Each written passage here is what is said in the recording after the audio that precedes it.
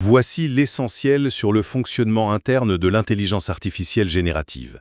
Alors, la première chose à savoir, c'est que l'IA générative n'est pas vraiment une intelligence.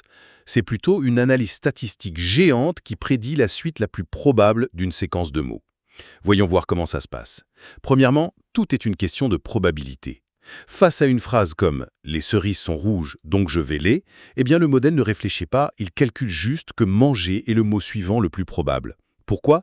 Simplement parce qu'il l'a vu des millions de fois dans ses données d'entraînement. Deuxièmement, les mots sont transformés en coordonnées mathématiques. On appelle ça les plongements lexicaux ou embeddings. Chaque mot devient en fait une liste de milliers de nombres.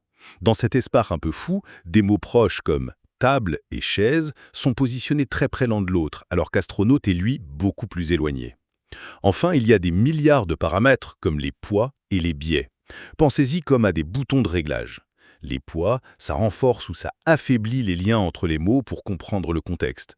Les biais, eux, aident le modèle à capter des signaux plus subtils. C'est un peu comme ajuster le son pour mieux entendre une voix dans une pièce bruyante. En résumé, l'IA générative est une machine à calculer des relations statistiques complexes, produisant une illusion de sens sans jamais avoir de compréhension réelle.